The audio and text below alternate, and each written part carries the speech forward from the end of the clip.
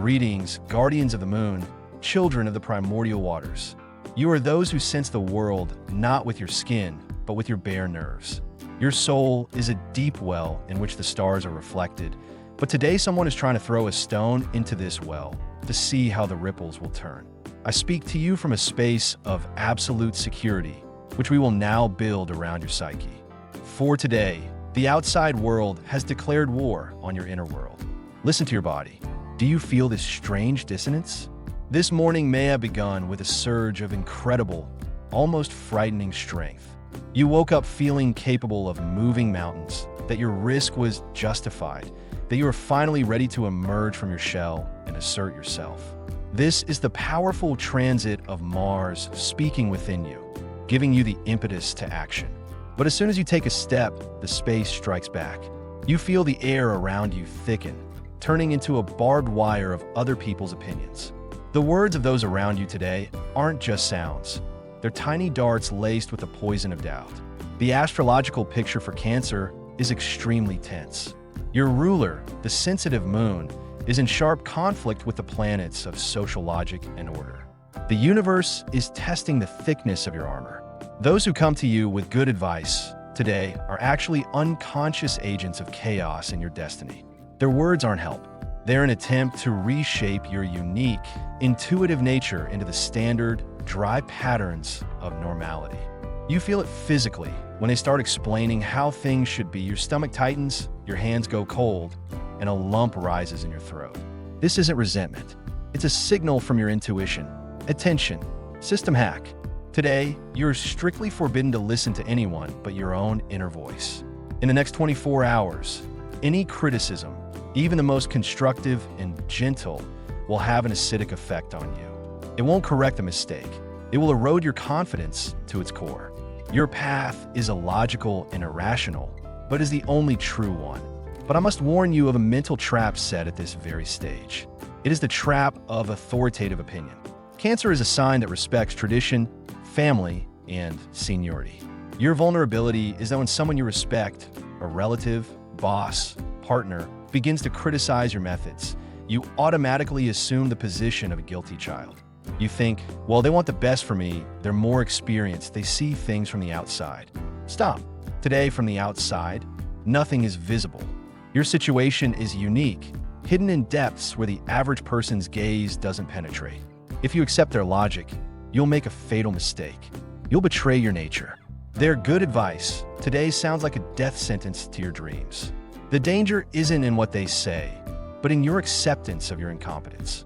Don't let them plant this virus in your head. Their criticism is a projection of their own fears, which they try to force onto you like a tight garment. In the next section, we'll examine the anatomy of this invasion. Why have you become a target for life teachers today? How does your intuition work in alert mode? We'll learn to distinguish the voice of truth from the noise of other people's complexes. The depth of your reaction to others' words today isn't a whim or a weakness. It's the workings of your ancient security system. Cancers, you possess a unique sense that other signs lack, emotional echolocation. You read not the text spoken to you, but the subtext.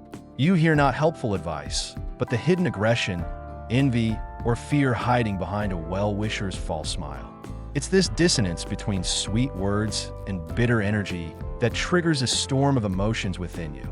Your body literally screams, "There's a lie here." Why are they attacking now? Because your sudden confidence and willingness to take risks upset the usual balance. Those around you are accustomed to seeing you as a safe haven, someone who will always understand, forgive, and retreat for the sake of peace. But today, Mars has awakened the dormant predator of the deep within you. You've begun to move along your own trajectory, and this frightens those who are used to controlling you. Their criticism is an attempt to force you back into the confines of predictability. They're trying to ground you because your intuitive nature seems dangerous and uncontrollable to them. They say, be realistic, but what they really mean is be as narrow-minded as we are. Your intuition is on high alert today. This isn't paranoia. It's a highly accurate analysis of invisible data. When someone questions your methods, your brain may not find a logical counterargument, but your solar plexus knows unmistakably they're wrong. Logic is a tool for working with past experience. Intuition is a tool for navigating the future. Today, you're heading into something new where old maps fall apart. Therefore, the advice of those standing on the shore is useless to you. They don't see the undercurrents you sense. Trying to explain your plan to them is like trying to explain the taste of salt to someone who's never seen the sea.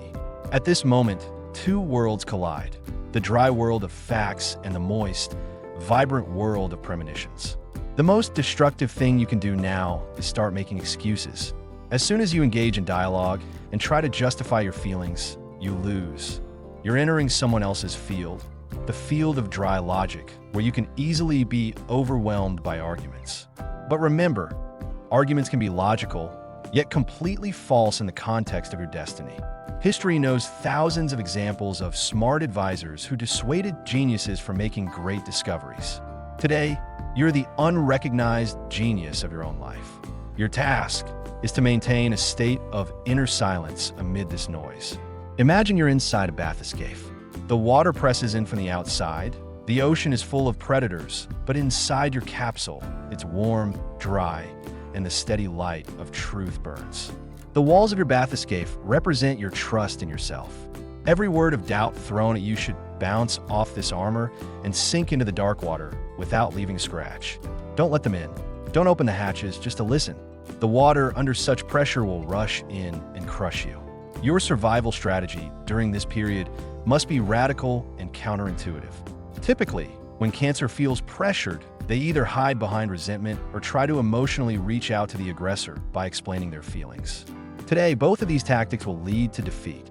Resentment will destroy you from within, turning into a psychosomatic stomach cramp, and any attempt to explain yourself will be perceived as weakness and an invitation to further lecture. You need to master the art of emotional sealing. This is a state where you're physically present in the dialogue, nodding, making eye contact, but your astral umbilical cord, through which you usually nourish others and feed yourself, is completely sealed. You become a mirror, smooth, cold, and hard. The critic sees you not as a victim, but as their own distorted reflection. The first rule of your behavior today: total information quarantine.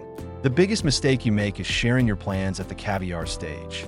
Your ideas are soft, unprotected, and gelatinous right now. You bring them to light, hoping for support, but the sunlight of other people's skepticism burns them out. Remember, until an intention takes on the form of a result, it must mature in complete darkness and silence. If they ask you, "So, what have you decided?" or "How are you going to do this?" your answer should be polite but completely empty. "I'm still thinking about it. Time will tell. I have a strategy, but the details will come later." Don't give them facts. Don't give them food for thought. The less they know, the less leverage they have over your nervous system. You should become a black box to them, a mystery impossible to calculate. Second rule: no excuses. You will be overwhelmed by the urge to prove you're right. Your inner child will scream, "Understand me. I feel like this is right." Suppress that scream. As soon as you begin to justify yourself, you automatically acknowledge the power of the one you're justifying yourself to. You place yourself beneath them. You give away your energy. When someone tells you, "You're making a mistake," you calmly reply, "It's my mistake, and I have the right to make it." This phrase is disarming. Teachers don't have a playbook for when a student accepts the right to fail. You take away their power to judge you because you become your own ultimate judge. The main inner demon you'll have to battle is the fear of rejection. Cancer is an ancestral, clan-based sign. Subconsciously, you're programmed, "If I go against the pack, I'll be cast out and I'll perish." It's this ancient, primal fear that drives you to accept the advice of others, betraying yourself. You think obedience is the price you pay for love and security. But today, the universe is telling you this is a lie. The kind of love that requires you to renounce your own personality isn't love. It's coercive consumption. If people turn away from you simply because you've become inconvenient and independent, then they were never truly there. Let them fall away. This is a natural process of cleansing your space of parasitic connections. The shell must harden, and some of the old growths will fall away on their own. Physically experience this state of petrification. If you feel yourself being overwhelmed by emotions, imagine your skin turning into a thick layer of ancient chitin. Nothing penetrates. Words are simply vibrations of the air. They don't touch your soul. Breathe deeply and slowly into your belly. Emotions reside in the chest, while willpower and intuition reside in the belly, in the center of the hara. Lower your attention there. There, in the depths, there is no storm. Eternal peace and knowledge reign there. Rely on this knowledge as on a heavy anchor that prevents your ship from capsizing under the winds of other people's criticism. Now that we've built a defensive perimeter, we need to do some internal accounting. You can't even imagine the colossal price you've paid all these years for the drug called other people's approval. Your fatigue, your periods of apathy, your sudden illnesses, these aren't accidents. They're the direct result of energetic bankruptcy. Every time you nodded your head in response to unsolicited criticism, suppressing your inner protest, you gave away a chunk of your life force. You fed your demons and the demons of your advisors with your own flesh. Cancer is the donor of the zodiac. You generate the most delicious, the most nourishing energy, the energy of care and empathy. And the world is full of those who are accustomed to draining you dry, calling it friendship or nurturing. Today presents you with a harsh ultimatum. Either you continue to feed others' complexes, or you shut down this charity fund forever. You must understand the nature of the criticism that's being directed at you. Happy, fulfilled people don't interfere in other people's lives. They're too busy with their own happiness. If someone spends time disparaging your plans or questioning your methods, it's a diagnosis not for you, but for them. It's a cry of their inner pain, their lack of fulfillment, their envy of your courage. They see that you've decided on something they haven't, and their unconscious goal is to drag you back into the swamp so they won't feel so alone in their cowardice. Understand that your need to be good is an atavism. It's a vestige left over from childhood, when survival depended on the mood of adults. But you've grown up. Now your security depends not on how convenient you are for others, but on how true you are to yourself. At this moment, a painful but healing transformation of your ego occurs. You learn to be bad for others in order to become alive for yourself. You'll feel it like heat rising from your lower abdomen to your throat. This is shame burning away. Shame for daring to have your own opinion. Shame for not living up to expectations. Let burn. This is the sacred fire of purification. You will have to endure the test of silence. When you stop responding to provocations and seeking approval, a vacuum will form around you. Those who fed on your insecurity will disappear or fall silent. And in this silence, you will hear your true voice for the first time. It may seem alien, rude, too loud. It may say things that frighten you with their audacity. I want more. I'm not worthy of this. I don't like this. Don't drown it out. This is your true self speaking, the one that has been sitting in the basement of your subconscious for years while you were entertaining guests in your formal living room. Pay special attention to your physical space. Your home is your second skin. If you have things in your space that were given to you by people who criticize you or objects that remind you of past failures, they act as beacons broadcasting an alarm. Today is the perfect day to perform a ritual cleansing. Not just a cleaning, but a banishment of foreign energy. If you can't throw something away, remove it from sight. Your space should become a sterile operating room where your new destiny is being born, not a speck of foreign influence. Your sensitivity, which everyone calls a weakness, is actually your most powerful navigational tool. You're a seismograph. You sense an earthquake long before the instruments register it. And if your seismograph draws a jagged line of alarm when you're offered a great deal or given wise advice, believe the instrument, not the words. Logic can lie. Facts can be manipulated. Vibration cannot be faked. You read vibration. It is your gift and your curse. Stop trying to turn off this device to become normal. Become who you are, a deep-sea creature that sees in the dark. Now that we've covered the mechanics of protection and energy exchange, we're approaching the final step. You're ready to strengthen your boundaries, not just psychologically, but also metaphysically. The final stage lies ahead, a ritual that will place an impenetrable seal on your aura. We've reached the end.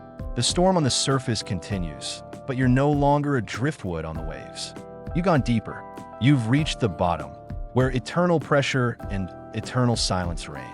It is here, under conditions of colossal compression, that your new essence is born. Do you know how a mollusk creates a pearl? A grain of sand gets trapped inside it, a foreign body, an irritant, an enemy. To survive, the body envelopes the enemy in layers of mother of pearl, turning the pain into a treasure. That advice, that criticism, those sidelong glances that hurt you today, that's sand. You didn't throw it away. You didn't let kill you.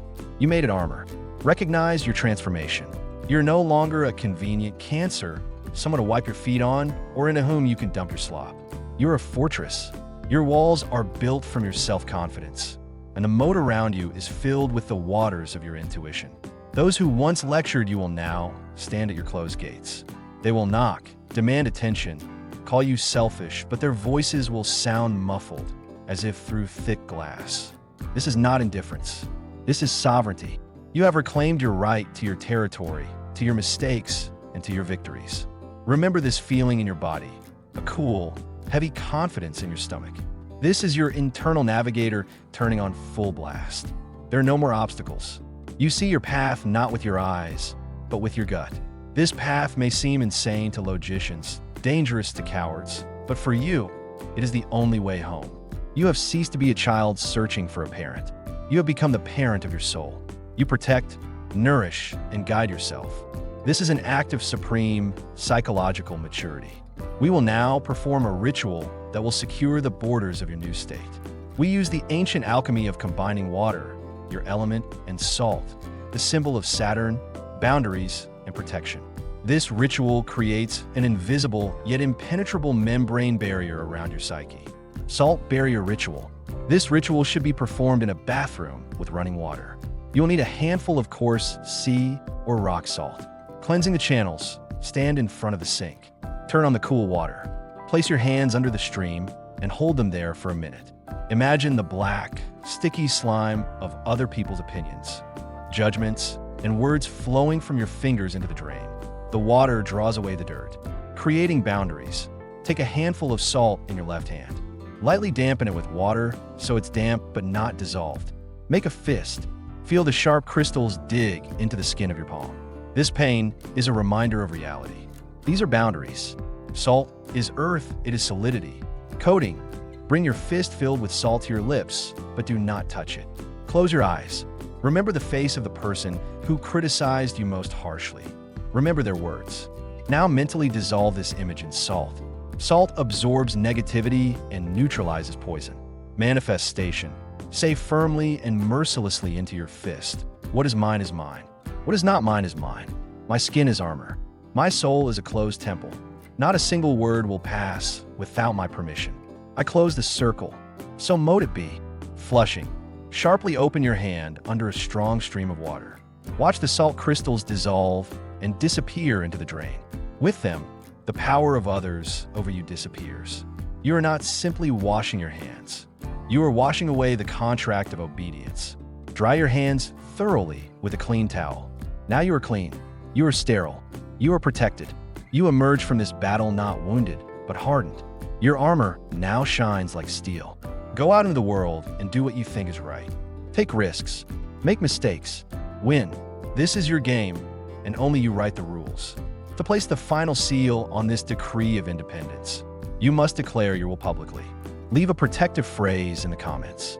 Let it be a signal to the universe that the master of his destiny lives here.